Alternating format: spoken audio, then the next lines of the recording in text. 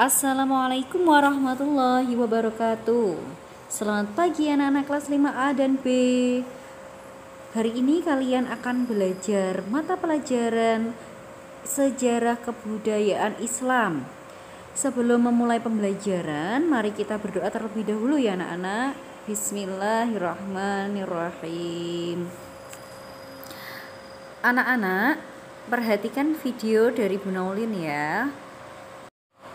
Anak-anak, pada pelajaran pertama kita akan belajar tentang Nabi Muhammad SAW membina masyarakat Madinah. Sebelum Nabi Muhammad membina masyarakat Madinah, dulu kota Madinah itu sebelum datangnya agama Islam dikenal dengan nama kota Yastrib. Kemudian diganti menjadi Madinatul Munawwarah. Artinya kota yang dilimpahi cahaya. Keadaan kota Madinah sebelum Islam datang selalu dalam kekacauan anak-anak, atau pada masa jahiliyah. Kekacauan ini disebabkan karena adanya pertikaian yang berkepanjangan antara suku Aus dan suku Khazraj. Setelah Nabi Muhammad hijrah ke Madinah, beliau melakukan langkah-langkah untuk menciptakan kedamaian dan kemajuan bagi kota Madinah. Beliau melakukan penataan di segala bidang, baik bidang sosial kemasyarakatan, bidang perekonomian, bidang keagamaan, maupun bidang pertahanan keamanan. Berikut adalah kota Madinah pada zaman dahulu anak-anak, seperti ini ya. A. Pembinaan bidang sosial. Yang pertama dilakukan oleh Rasulullah pada pembinaan bidang sosial, yakni membangun persatuan kaum muslimin, mempersaudarakan antara kaum muhajirin dan kaum ansor. Hubungan persaudaraan ini hukumnya adalah saudara kandung, sehingga mereka saling berbagi harta dan saling mewarisi. Beberapa sahabat yang dipersaudarakan oleh Nabi Muhammad SAW antara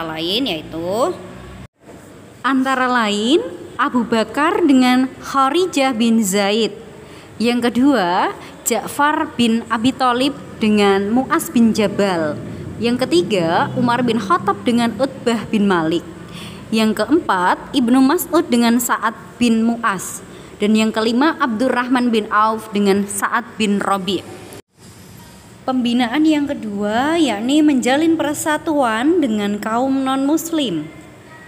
Nabi Muhammad membuat perjanjian dengan kaum Yahudi untuk menciptakan ketertiban dan keamanan dalam kehidupan bermasyarakat di Madinah. Perjanjian ini merupakan peraturan yang disepakati bersama dan menjadi undang-undang dalam kehidupan bernegara.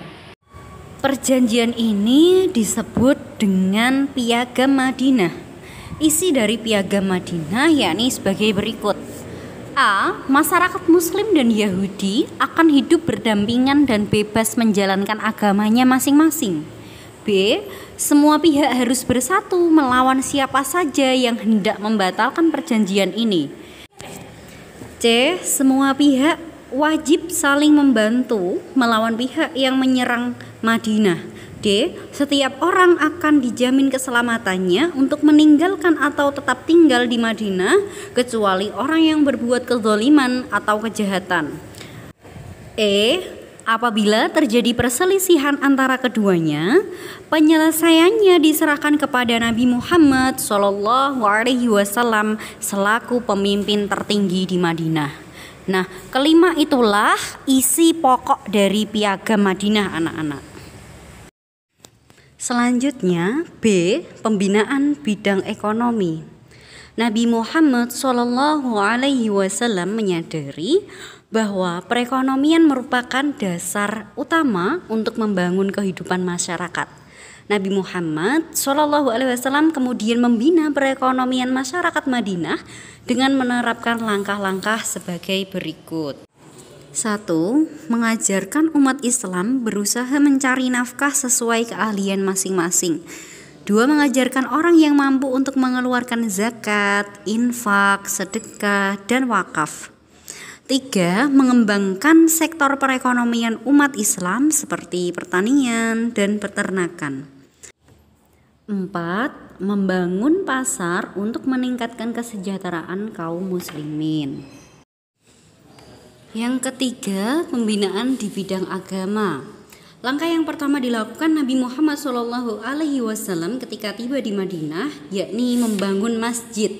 Masjid pertama yang dibangun Nabi Muhammad SAW di kota Madinah adalah Masjid Nabawi. Masjid Nabawi dibangun pada bulan Rabiul Awal tahun 1 Hijriah.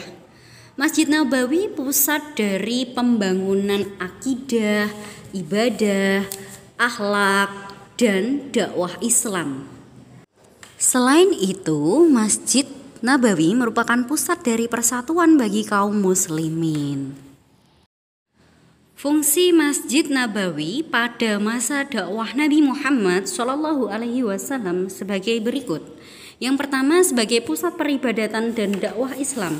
Yang kedua, pusat perencanaan kegiatan Islam dan kemasyarakatan. Yang ketiga, pusat pengajaran Islam dari Nabi Muhammad. Yang keempat, menampung kaum muhajirin Mekah yang kehabisan bekal. Yang kelima, tempat mengadili perkara-perkara yang diselesaikan oleh Nabi Muhammad SAW.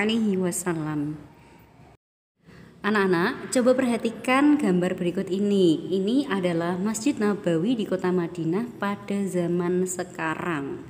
Bagus ya anak-anak? Yang ini keadaan di luar Masjid Nabawi anak-anak. Seperti ini gambarnya. Gambar selanjutnya yakni suasana di dalam Masjid Nabawi. Pembinaan yang keempat, D. Pembinaan bidang pertahanan. Yang pertama, membentuk pasukan muslimin untuk mempertahankan Madinah dengan cara yakni mewajibkan kaum muslim laki-laki dan kuat untuk mengangkat senjata membela Islam. Yang kedua, menyiapkan tentara yang tidak takut mati dalam berjuang membela agama Islam dan mempertahankan negara.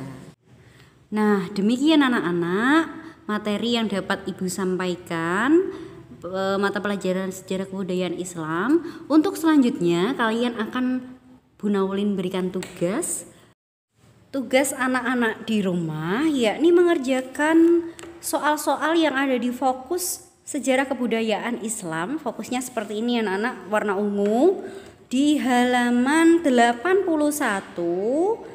yang Romawi 1 saja. Dikerjakan di buku tugas daring merah, jawabannya saja ya anak-anak.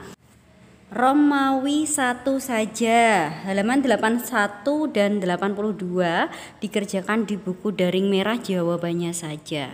Sekian pembelajaran dari Bu Naulin hari ini. Wassalamualaikum warahmatullahi wabarakatuh.